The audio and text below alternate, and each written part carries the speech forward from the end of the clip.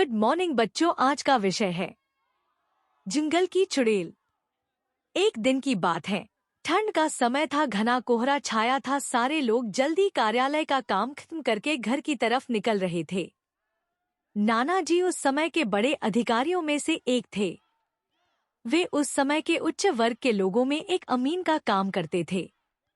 रोज की तरह ही उस दिन काम खत्म होने के बाद घर के लिए अपनी गाड़ी से रवाना होने लगे।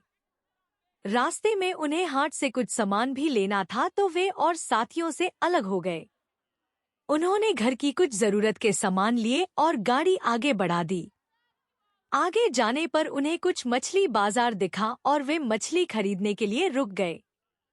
ताज़ी मछलियां लेने और देखने में टाइम ज्यादा ही गुजर गया। उनकी जब अपनी घड़ी पर नजर गई तो उन्हें आभास हुआ कि आज तो घर जाने में बहुत देर हो जाएगी और ये सब लेकर घर पहुंचने में काफी समय लग जाएगा।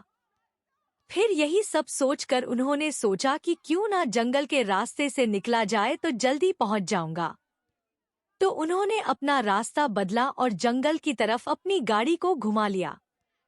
समय 11 बज चुका था। गाड़ी तेज रफ्तार से आगे बढ़ रहा था, तभी अचानक तेज ब्रेक के साथ गाड़ी को रोकना पड़ा। उनकी गाड़ी के आगे एक औरत जोर से रो रही थी। उन्होंने सोचा, इस वीराने में ये औरत क्या कर रही है। उन्हें लगा कि कोई मजदूर की पत्नी होगी जो नाराज होकर घर छोड़कर जंगल में भाग आई है। तो उन्होंने उससे पूछा कि यहाँ जंगल में तुम क्या कर रही हो। लेकिन उसने कोई जवाब न देकर और जोर से रोने लगी। सारे जंगल में उसकी हूँ सी सिसकियां गूंज रही थी। फिर नाना जी ने पूछा, तुम्हारा घर कहाँ है? लेकिन वो कुछ भी ना बोली। तब नाना जी ने कहा कि आज चलो मेरे घर में रहना, सुबह अपने घर चली जाना। ये जंगल बहुत सारे जंगली जानवर से भरा है, रात भर यहाँ मत रुको। चलो आज मेरे घर में सबके लिए खाना बना देना और कल सुबह अपने घर चली जाना। उसने ये सुना तो झट से तैयार हो गई और गाड़ी में पीछे की सीट पर बैठ गई। सिर में बड़ा सा घूंघट डालने की वजह से उसका चेहरा छिपा हुआ था। कुछ ही देर में गाड़ी घर के दरवाजे पे थी। घर के लोग कब से उनकी राह देख रहे थे। गाड़ी रुकते ही पापा ने पूछा, आज तो बहुत देर हो गई और सारे लोग आ भी चुके हैं। तब उन्होंने सारी बातें अपनी माँ को बताई और कहा कि आज खाना इससे बनवा लो, कल सुबह ये अपने घर चली जाएगी। इतनी रात को बेचारी जंगल में कहाँ भटकती, इसलिए मैं ले आया। पर पापा को कुछ संदेह हो रहा था कि कहीं चोर तो नहीं है, रात को सोने के बाद या खाना बनाते समय कहीं घर के सामान ही चुरा कर ना ले जाए। पर बेटे की बात को कैसे माना करती। उन्होंने उस औरत को कहा, देखो आज तो मैं रख ले रही हूँ, लेकिन कल सुबह होते ही यहाँ से चली जाना और जाओ रसोई में ये सामान उठा कर ले जाओ और खाना बना दो। उसने फिर से जवाब नहीं दिया। बस हूँ की आवाज बाहर आई और वो सारा सामान लेकर माँ के पीछे बहुत दूर चल दी। रसोई में सारा सामान रखवाकर माताजी ने उसे खाना जल्दी बनाने की सख्त हिदायत दी और वहां से चली गई। लेकिन उनका मन कुछ परेशान सा था। फिर 10 मिनट में रसोड़े में उसे देखने चली गई कि वो क्या कर रही है और उसका चेहरा भी देखना चाहती थी। लेकिन वहां पहुंची तो देखा कि वो मछलियों का थैला निकल रही थी। उन्होंने बहुत जोर से गुस्से में कहा, यहाँ सब खाने का इंतजार कर रहे हैं और तुम अभी तक मछलियां ही निकल रही हो, कल सुबह तक बनाओगी क्या? उसके सिर पर घूंघट अभी भी था तो चेहरा देखना मुश्किल ही नहीं नामुमकिन था। उन्होंने उससे कहा, तुम जल्दी से खाने की तैयारी करो, मैं आग सुलगा देती हूँ, काम जल्दी हो जाएगा। और वे जल्दी से चूल्हा जलाने की तैयारियां करने लगी। लेकिन साथ ही वो उसका चेहरा देखने की भी कोशिश कर रही थी। लेकिन वो जितना देखने की कोशिश करती वो और पल्लू खींच लेती। अंत में हार कर वे बोली, देखो मैंने आग सुलगा दी है, अब आगे सारा काम कर लो, कुछ जरूरत हो तो बुला लेना। लेकिन वो फिर कुछ नहीं बोली। अब उन्हें लगा कि यहाँ से जाने में ही ठीक है, वरना मेरा भी समय खराब होगा और हो सकता है अनजान लोगों से डर रही हो। ये सब सोचकर उन्होंने उसे कहा कि मैं आ रही हूँ, जल्दी से खाना बनाकर रखना, और वहां से निकल गई। मन अभी तक परेशान नहीं था। कभी अपने कमरे, कभी बच्चों के, कभी बाहर, सबको देख रही थी, कहीं कुछ अनहोनी ना हो जाए।